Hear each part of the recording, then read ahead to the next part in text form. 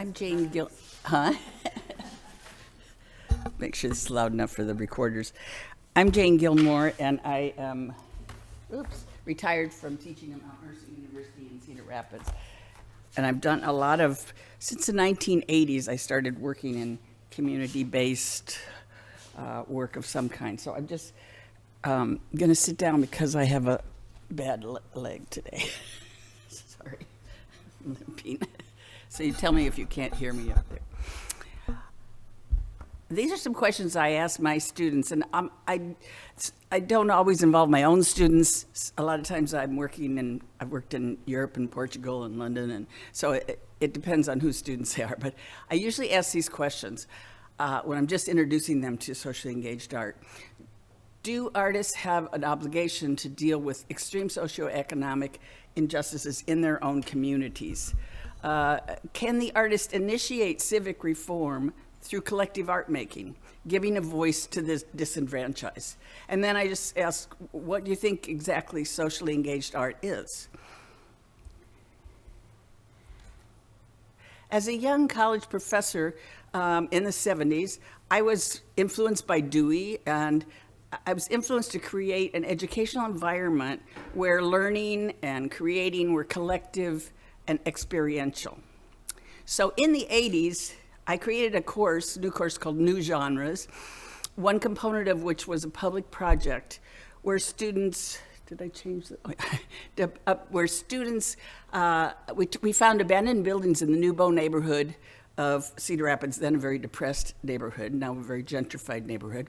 And in this area, and after research and personal journaling and all kinds of things, they created installations in the building that we had found. This is the Quality Chef Soup's research facility. We also did projections outside to pull people in because it wasn't a highly inhabited neighborhood at the time. Also in the 1970s, the women's art movement had really empowered my own voice through feminist group dialogue and collaborative and collective work. Because I was lucky enough to be around when we had all these visiting artists, I met Lucy Lepard, Arlene Raven, Suzanne Lacey, many, many more. But all of these in particular advocated for using art as a vehicle for social change. So early on, I really, unlike your situation, I really was exposed to art as a possibility for social change. Then while living in Lower Manhattan in the mid-'80s, when the homelessness was really getting out of control, I changed my practice. I had gotten an invitation from the National Coalition for the Homeless to work with a writer who was doing workshops with AIDS patients at the Federal City Shelter in DC. So at this time, one portion of my work became participatory and collective, dealing with disenfranchisement and the loss of identity. I began after this to involve students in these bigger projects, off-campus kind of bigger projects, and faculty from other disciplines and community experts, but very gradually. At first, in a very unstructured way, which had its ups and downs. This is a note that I found by a homeless man and a different homeless man in London. 10 years later, Work Shift in 2001 was a drive-through performative event mining the social landscape of Middle America in the late 20th century. The audience for the hour-long event was transported on a stock trailer from scene to scene along the perimeter of an abandoned meatpacking plant, which actually was the second largest meatpacking plant in the world at the time that it closed. This was happening 4 nights during the Freedom Festival in Cedar Rapids. Work Shift was collected and presented publicly the narratives of a largely invisible community of displaced women workers who had once worked in the plant, but lost their jobs when it went out of business. It was very Enron. They lost their pensions as well. Exploring the vulnerabilities of labor in the post-industrial Midwest, this year-long project was a collaboration with a former student of mine, B.J. Kravanik, who's head of the design department at the School of the Art Institute of Chicago, 3 other students, former students of mine, some of my current students, and students from the local Metro High School and faculty from there, along with CSPS Legion Arts in the city of Cedar Rapids. So there were a lot of people involved, and that does complicate things a little bit more. Current students helped us research the Iowa Labor Archives, as well as conduct interviews with the women who had worked there. The final experiential event, held in an abandoned factory site, incorporated projections, archival video, still images, dance movement, audio narration, and projected website. Unseen work was part, let me back up a little bit. I missed something. 10 years after that, in 2010, unseen work involved a much more structured approach to student involvement. So for work shift, everyone was volunteering. That year was also a year project, and it was commissioned by Leslie Wright at the museum at Grinnell College. It was also a collaboration between our two universities. It was about the invisibility of relatively low-wage manual and service industry workers. They're the kind of people who work anonymously and really keep a community going smoothly, but everyone tends to discount their work as menial. Unseen work was part of a larger curatorial project, Culturing Community, 4 projects about place, which proposed a more complex sense of a small town, and it was an experiment uniting the museum and the community in unexpected ways. I collaborated with museum staff, former and current students, my university, Grinnell. In the end, we had primarily 50 half-hour interviews conducted by Grinnell students who were trained and transcribed by Mount Mercy students who then took from transcriptions quotes that they put on metal sections to go on a large walk-in book later. These are some of the many questions that they ask. In the workshops, all the participants, people volunteering, teachers, professors, museum director, everybody was in workshops creating small metal books about their work history or writings or drawings. And through visualizations and journaling, we considered those experiences where place, work, and identity intersect. It's a quote from one of the workers in Grinnell.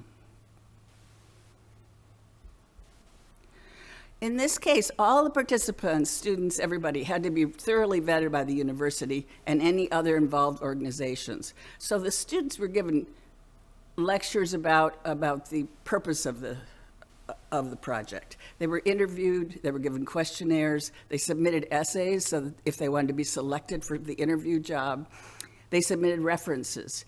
After an initial orientation to those project goals and the structure of the piece, they were invited to contribute ideas and were trained or further trained in their areas of expertise.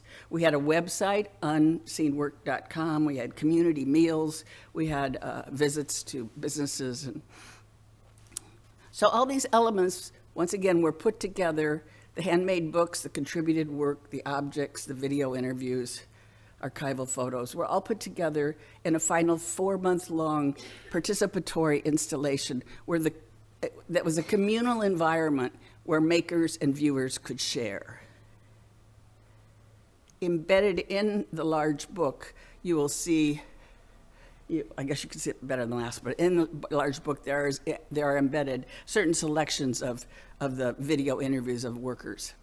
Focusing on the notion of both community and art as concepts and forms in constant flux, we had nurtured a connection between the people in the community who felt disenfranchised, but also, and among the people in the community who felt disenfranchised, and between those in the community who felt disenfranchised and those who didn't, those who were more in power. A couple other views. The transcriptions and the video interviews are now housed in the Iowa State Historic Society's labor archives and in the Grinnell Drake Public Library. So it can be used by future researchers. We use that library, and now we've contributed to that library. This is a catalog, and I brought some extra catalogs if anybody would like to have one. It's a wonderful thing because it exchanges. It's that whole idea of that communities that are constantly in flux. Things come in, things go out. It has punch-in card with the website on it, and tapes and books, and it's wonderful. So if someone would like to have one, I've got a few extra. At the end, we had to ask ourselves and the students and all the participators some basic questions. Did the project give a voice to marginalized people and that are stereotyped in their own community? Did it encourage the use of imagination as a survival tool, which I think is crucial? It's my feeling that life can make meaning of one's experiences, especially when those experiences interrupt life. And did it convey the spirit of the low-wage workers by placing their words and drawings and experiences in a transformed public space? This project is, you see some changes take place that I like, which is one is to not have an exhibition or installation happen in a museum, but somewhere else. This was Bed, Shoe, Home, Poverty and Homelessness in Champaign-Urbana. I'm not going to have a lot of time to go into detail on this, but it was a year-long project, and it was initiated by the University of Illinois Champaign-Urbana Institute for Advanced Studies and their University YMCA. It was in collaboration with the School of Art and Design, the School of Social Work, and 3 community organizations that dealt with homelessness. They had a growing lack of shelter and expanding population of homelessness. This was more structured, students involved, had one of the main purposes of it was to involve students, and one of the main goals was to educate students about homelessness, but also to involve them in an engaged process. There were, again, introductory lectures, questionnaires, reading lists, and assignments. We actually created kind of a syllabus for the project. There were workshops. Students were involved in various, everyone, not just participants, but students, professors, everybody had to be involved in learning, going to some of these workshops, the metal embossing, the journaling, handmade books. And this created a chance for people to dialogue with those who were disenfranchised. Graduate students were particularly invited to contribute ideas for extending the project. Scheduling and participation and organization were difficult, but we organized those. Oops. Again, it was a 3-month-long participatory exhibit. It involved more community workshops during that 4 months, or during that 3 months, and lectures and media presences and yoga classes and group dinners and potlucks, all to keep the fire going, so to speak. But it all happened in the large YMCA Gallery Community Center. I think using a non-museum setting gave us really a much better access to a broader audience, and it provided a continuing forum for the community to dialogue with the homeless. And they all did come.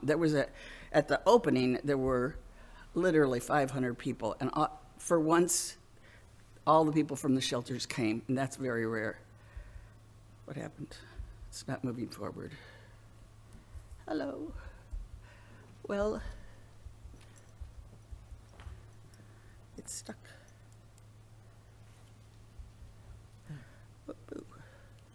Maybe this way. Oh, thank you. For some reason. That's very good.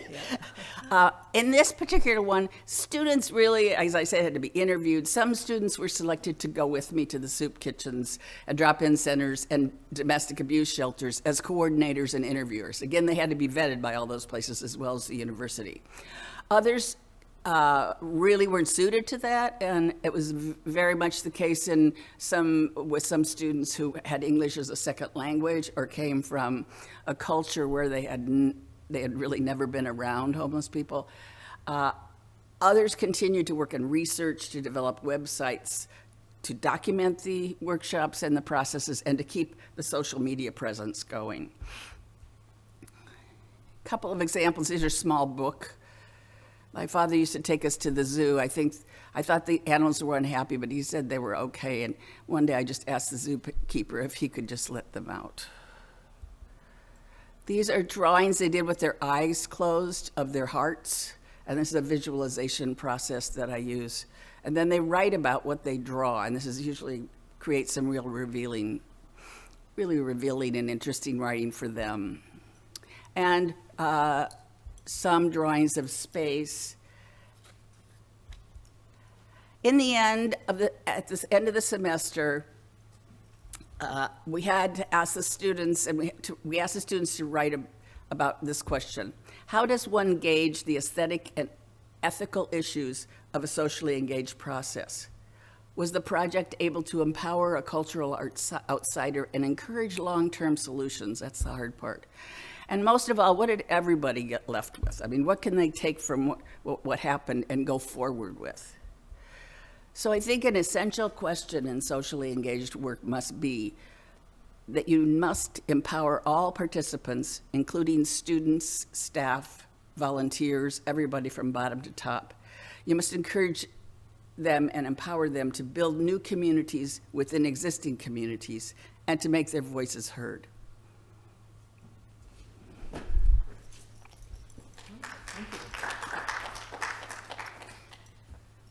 So